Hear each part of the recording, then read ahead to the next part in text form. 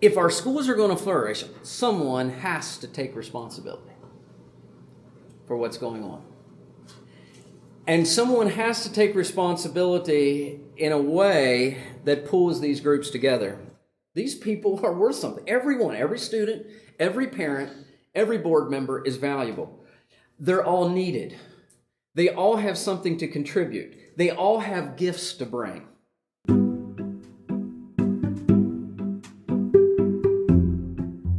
Welcome back to the Doc School Leader Podcast, where we're dedicated to the renewal and growth of school leaders.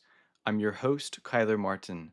We hope to help you lead your school community with greater wisdom and courage. Transformative schools need effective leaders, and effectiveness requires patient training. Here we go.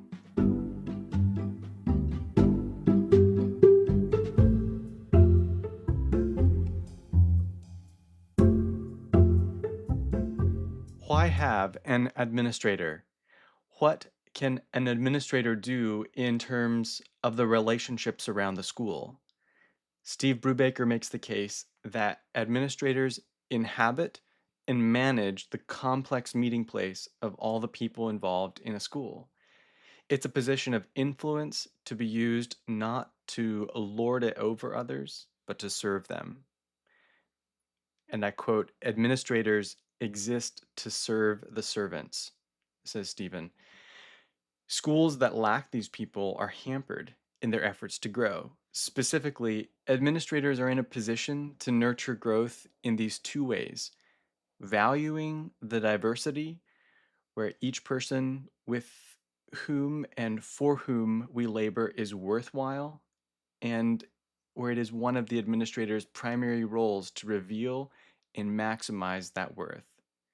Secondly, promoting the unity, helping all our people speak a common language, doing a lot of listening, which includes creating opportunities for listening, and doing a lot of communicating before, around, and during decision making, and fostering shared experiences makes this a potent second role for an administrator. Steve develops both of these roles and also provides practical elaboration on the admin board relationship and the admin teacher relationship. You can also check the notes for a summary of a few relevant items that surfaced in a discussion that were partially cut from this episode. Here's Steve. School is a complex undertaking. And one of the reasons that it's complex is because it involves a lot of different groups of people. So there's our board, there are the students, there's staff, there's parents, and for many of us there's also churches that are in this mix and pastors. If our schools are going to flourish, someone has to take responsibility for what's going on. And someone has to take responsibility in a way that pulls these groups together. And I want to argue that it is the administrator that is at the intersection of time and resources and responsibility to bind these groups together. The integration of parents, students, staff, and board. Now, there's many factors in our circles that maybe don't necessarily put the administrator where I've listed him. And I want to talk about that just for a few moments. In some of our circles, we've had such a turnover of administration that the board has assumed responsibilities that really do belong with the administrator. But when you change administrators every other year, boards are going to start doing the work of administration. Okay, so that may be situations you find yourself in.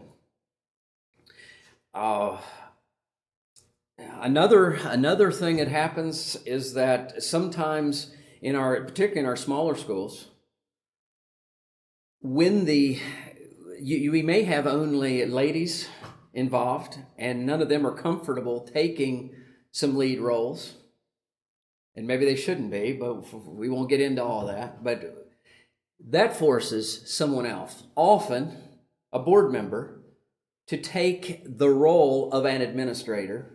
And yet we often, what happens in those cases is that they show up maybe an hour or two a week, and you know that you're not going to administrate with that kind of lack of presence. Another factor here, there have been puppet administrations in the past in some of our schools, administrators who never really did much. They taught in their classroom and let all the other teachers teach in their classroom. And so even though they had the name of administrator, they weren't doing the work of administrator. So anyway, a variety of factors that have created a situation in some of our schools where we're not sure what an administrator is to do. And we're not sure that this is the ring that binds them all together. We think maybe it's the board is that ring. I am going to argue here today for a strong role for the administrator. And one of the reasons I argue for that is because the administrator is the one who has given authority and is also the one that's getting paid to do this work. The board is volunteer. They're not going to take the time that it takes to do the work of an administrator. But someone has to, and I think it ought to be this person. So two primary roles for the administrator in this ring role, this integration role. The first is valuing the diversity, and secondly, it's promoting the unity. We got all these different groups of people, and as an administrator, it's vital that we value the diversity of these people. Now, this is a wonderful opportunity we have as administrators to value the people and the uniqueness of the people that we have responsibility to in the case of the board and responsibility for in the case of students and staff. So what do I mean when I talk about valuing the diversity? Well, first of all, it is just seeing all the different people that make up a school setting, seeing them as valuable. These people are worth something. Everyone, every student, every parent, every board member is valuable. They're all needed. They all have something to contribute. They all have gifts to bring. All deserve to be cared for as individuals. All deserve to have a chance to do their best. And all deserve to be a part of the action. Every one of our teachers deserves to be a part of the action, to belong to what's going on. It's not just the administrator. And everyone else are the servants and the slaves. No, the administrator's function is to bring value to all the people that are involved, that are related here. Part of this work is helping the people that we have responsibility to and for, helping them think about the gifts that they bring, the ways that they can contribute and make a difference. And I find this is something that isn't happening that much. But it's something an administrator is positioned to do. Not just students, but also our staff. Let me give a quick example.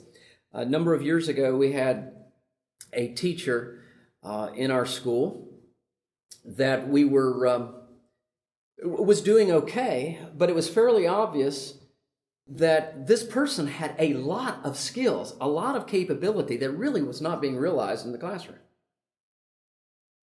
And so as we began talking about what are the things, what are your capabilities? Where is your heart toward? What really energizes you? And as we began talking about those kinds of things, some things became apparent. We pushed this person to say, well, why don't you pursue this? And in this case, it happened to be in the realm of science and engineering. And so this person moved out of the classroom, moved back into the classroom as a student, and came alive in ways that they never did as a teacher. And in fact, after a year or two in school, they started getting paid to do their schooling, and wound up with an advanced degree in engineering, and again, just unleashed in a direction where they're going to be much more personally fulfilled and actually make much more of a contribution than they would have if they stayed in teaching. Well, this is kind of the work that administrators need to be involved with, because we're responsible for and to a lot of people. So we're identifying giftings, we're helping people to understand what it is, where they can contribute, how they can best contribute, and so on. But in addition, it's not just valuing the diversity, it's also promoting the unity. How do we help board, staff, students, parents to speak a common language? But that's part of our role, to bring this all together. And so a couple things here. This is going to involve, number one, an awful lot of listening. We're going to have to hear a lot. And so we're going to have to be intentional about creating opportunities to hear from the different groups. It's going to also involve, secondly, a lot of communication. Now, listening obviously is communication too, but here I'm talking the other direction. But there's going to have to be just a lot of talking to boards, staff, and so on, keeping them in the loop, keeping them in the know. This is what we're thinking about. And not just after decisions are made, in the process of decisions. This is what we're thinking about. Here are some ideas that are coming down the pike. What do you say? What kind of input do you have? And so on. This sounds like a terribly inefficient process, and it is. Communication and people binding is not an efficient process. It's going to also involve shared experiences of these groups, board, staff, students, parents, where there's things where they're together, they're working together, they're in proximity. And again, as administrators, we can help to facilitate those kinds of events. So it's not just isolated groups that have a point of connection. There really does need to be a time when they all are together. Now, that's just really sketchy, given kind of two categories here for thinking about the role of administrator. I want to particularly look at two aspects of this. One is the administrator's relationship here with the board, and then also with staff for a few moments. So if we could talk about our role with the board. As we relate with our boards, one of the things that is vital that we do is clarify roles. What does the board do? What do we do? What are they expecting of us? What are they wanting of us? What are we expecting of them? What are we wanting of them? I don't think that boards should be expected to do the grunt work of educational development. So let me give just a bit of a model here. If we think about the board and the administrator, the board needs to give authorization. If something happens, something new's happening, the board needs to authorize it. If maybe there's, you as an administrator, you have an idea about this or that or whatever thing, the board needs to authorize even the process of pushing into that idea. Not necessarily work on your proposal. They need to authorize the creation of proposals. Now, not always. If it's small, that's I'm talking about larger things now. So they authorize. It's the work of the administration to research. So you say, our curriculum struggles. You may go to the board and you may say that. You say, I think we have some work to do with our curriculum. The board authorizes, yes, let's make a project. We need a proposal as to where we go with our curriculum. It's the administration that does the research. They're the ones that do the grunt work of finding out what the options are, what the problems are with the current system, put that together, and then, so they do research and present proposals, which goes back to the board for decisions. The board, after a decision is made, it is the role of administration to implement. They implement decisions that boards make. And finally, it's the responsibility of the boards. The word sometimes is governance. I'm going to just use the word verification here. So the board, they are given information out of which they can make good decisions. And it's vital that administrators give boards the kind of information that allows them to make good decisions. That means we have to be above board. We have to be, I didn't mean that in some kind of authoritarian structure. It does mean that when we present our proposals, we don't just give one side of it. We say, here are the pros, here are the cons, so that they can make good decisions. We don't go in here with an agenda. This is the way it has to be. Now, it doesn't mean we don't go in with our ideas and we don't argue for something, but we're going to be a lot further ahead if we can give all the negatives to what we're proposing. So here's problem A, B, and C. I understand that. But this is why we're proposing this. Let's take another scenario. What about the hiring?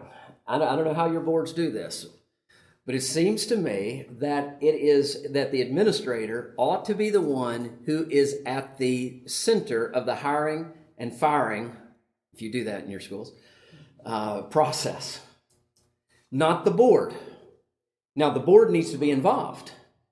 And so, particularly if it's key staff, you take your proposals to the board authorizes, or the board makes a final decision on those staff members, but you're the one who makes the contact. You're the one who's looking over the reference forms. You're the one who is researching to make sure that this is the person you want to actually hire. You take that to the board, lay it all out, they make a decision, you implement it, rather than the board doing all that work, and then this person winds up being more responsible to the board than they are to you, is what can often happen. Boards need to be empowered to make good, wise, godly decisions. The administrator is the one to implement and to make those decisions work. The other thing I would say is I don't see a problem with the board being very active in the process of hiring if the administrator is part of it. So if the administrator and the board chairman are together. So again, what I'm trying to protect is the role of the administrator being close enough to that so that the staff feels the responsibility to the administrator. And the administrator feels the responsibility to take care of that staff person. See, that's the other piece of this that's very important. Who is it that takes care of the staff? Make sure that they succeed and are going to do well. It's not going to be the board chairman that's in there doing that. It's the administrator. The administrator needs to take ownership of these processes. Okay, that brings us to number 2. Ask for resources. We ask for the resources to do the job. And one of those resources is time. You're not going to do the work of administrator without time. And you're probably not going to do the work of administrator in the time after you've taught for 6 hours a day. In fact, if you're married, you probably shouldn't do it. And man, that is something we really have to think about and talk about, and that is how do we one of the things I hear probably more from administrators' wives than from administrators, but is the too long hours that people put in, that their husbands put in. So this is a real question, and it's one that should be taken to a board. So help me make sense out of this. How do we, and that's not an easy discussion always. In fact, the boards don't always know what to do with it. because we bring our own issues to play in these things. Some of us are perfectionists, which means we'll spend too much time doing some of the things that needs to be done. And boards, they think about these things. So if you wouldn't take so much time to do this, your wife wouldn't be complaining, and so on. But we need to ask for time, and this is two places. We need to ask for time during the day to administrate. On a daily basis, there needs to be time for administration. Secondly, I think we ought to ask for time during the summers. Administrator probably ought to be a year-round position in a school, if your school can afford it and make space for that. It ought to be. That's when it's summers when you can do some of the grunt work that will not happen during a school year. Some of the big picture planning and so on. So ask for time. A second resource to ask for, and there'd be more, but I'm just going to hone in on these two. The other is preparation. That's a funny resource, I know, but I'm serious about it. Administration is not something that, I mentioned this last night, we don't tend to have a lot of models of administration. So if we're going to do it, we first of all have to get pictures of it, know what we're supposed to be doing. I had one brother tell me that he said, his board actually did give him a summer, paid him to administrate, do the work of administrator one summer. He said he got there the first day, went into his school, sat down at his desk, and he had this time, that he was being paid. He sat down and he says, I have a clue what to do. Well, there's preparation that goes into administrating well. It takes work. It takes learning and continued learning. One of the things that bugs me is how much I forget. And I keep learning things that I know that I knew, but I have to be reminded of it. And so I have to keep reading. I have to keep going to seminars. I have to keep talking to people, asking questions and listening to sermons and on and on and on. Just part of the process. Continued preparation, continued education, continued learning. Focused for what we're talking about now in the realm of administration. What do administrators do? How do they do it? We're going to have to be given this resource, and so we can ask for that. We can ask to be sent to, administrators' conferences. But there's many different ways that we can be prepared to do this role. You hear what I'm saying? You're going to have space. You can't be teaching full time and do what an administrator needs to do. How do you make this work in our small schools? Because our schools are going to tend to be small as a whole. There's some exceptions here, but how do we make it work when it's a small school setting? And it's going to take some creativity. It's going to take, and maybe part of that creativity is pulling in some board members to do some of it. But I think even in a small school, you need to have someone who has vested energy and interest in making that school be what it can be, who has some time to give to that rather than just always focused on their 5 or 10 students. The board can do some things, but they're never going to provide, I don't think, that kind of focused, passionate energy that a person who is there day after day after day, feeling the interaction with students, feeling the interaction with staff. That's where you're going to be able to push the ball forward. And so there is a role for the administrator, and you need at least some time for that. I also want to go on record saying that I think good administrators ought to spend some time teaching. I'm not trying to make a full-time administrative position here. But I am saying there needs to be some time for administration rather than 6 hours of teaching and then in the evenings you try to do some administrative work. If you can't get that, even if you can have at least some time in the summers to do some things, That can be at least an intermediate step. So when we're asking for time, when we're asking for resources, we need to give them specifics as to what we're asking for, and then to be held accountable to use that time in a way that is consistent with what we said.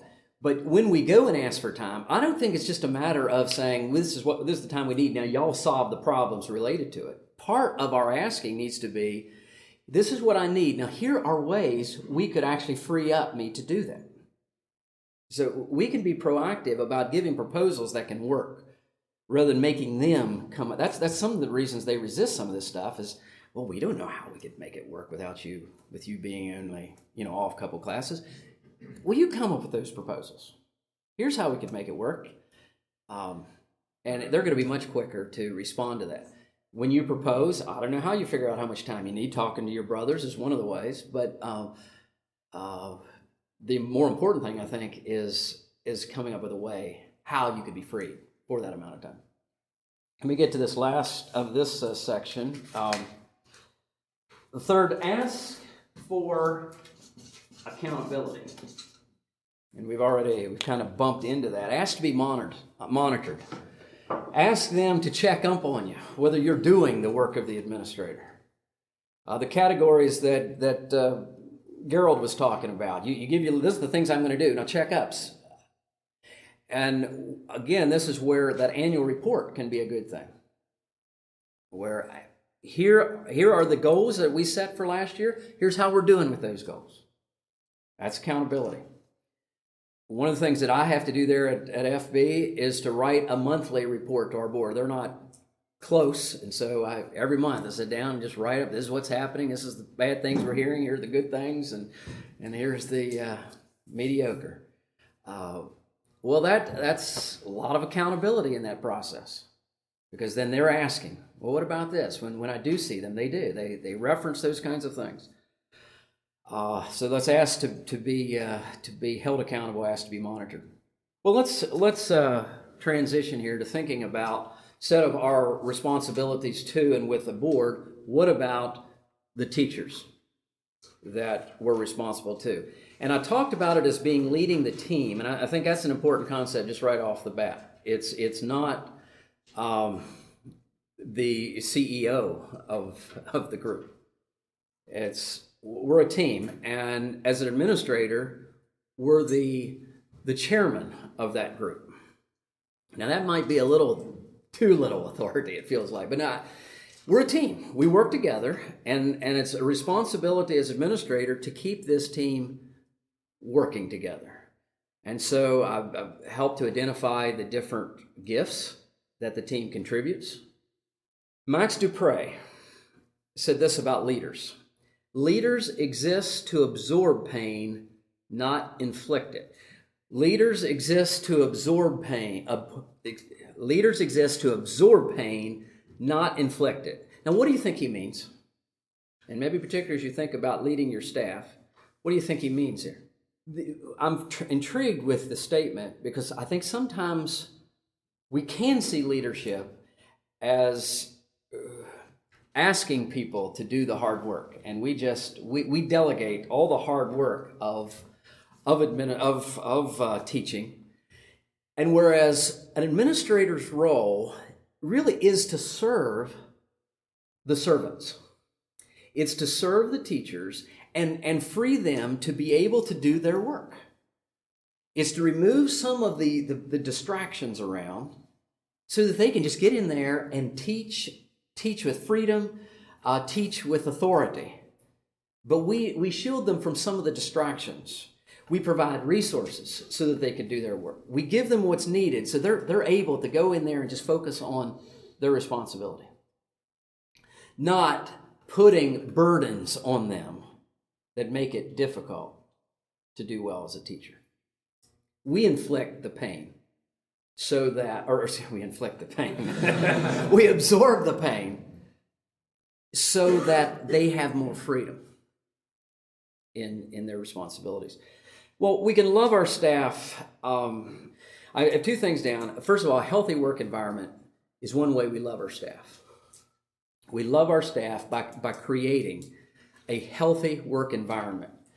And then the second thing is by being a supporting or a supportive administrator. I'll make a comment about the second one, and then we're going to focus on the first. There are a lot of things that our teachers need in us.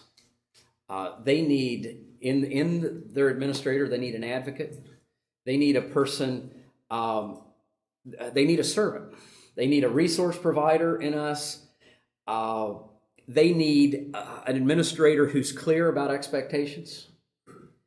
They need an administrator who will train them effectively, giving them the training that's needed to do what you're asking to be done. They need an administrator who rewards achievements.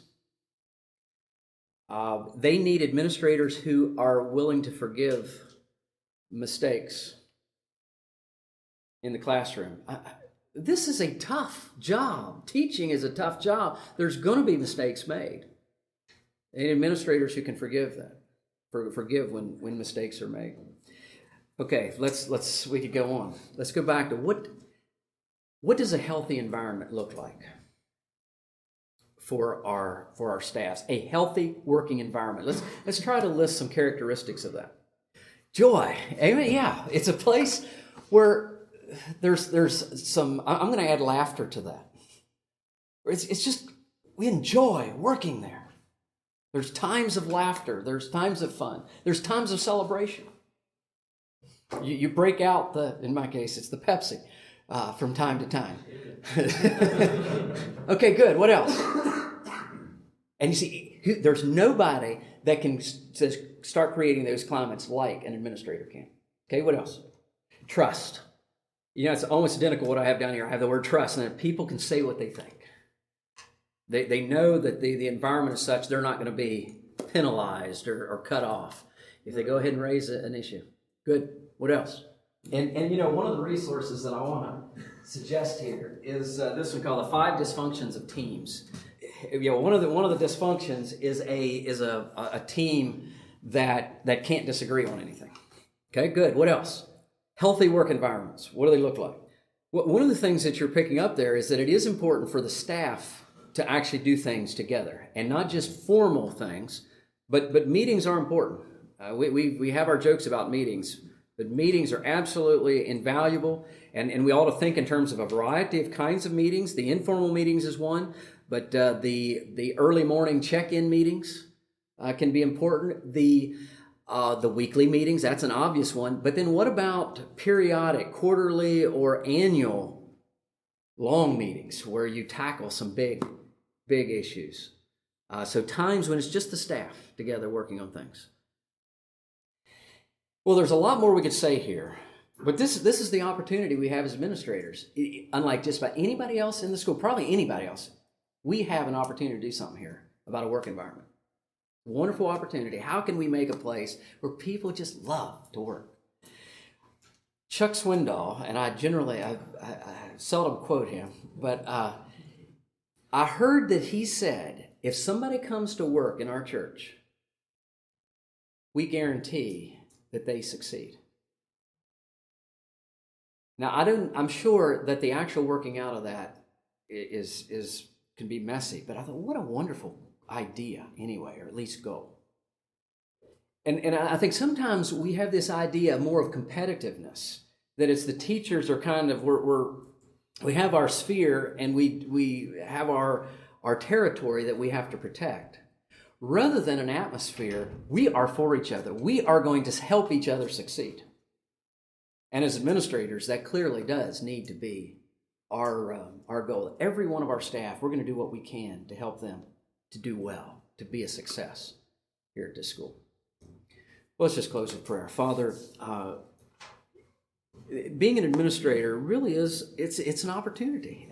You've placed us at positions where we can bless, where we can serve, where we can do things that because of the authority and responsibility that you've given us. Now, Lord, help us to be faithful with that, not to use it to somehow lord it over, but to think, how can we liberate our teachers? Actually, just do well.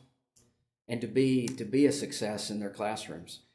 So give us vision, give us hearts, give us courage, give us the willingness to absorb the pain that does go with all of this, though, as well.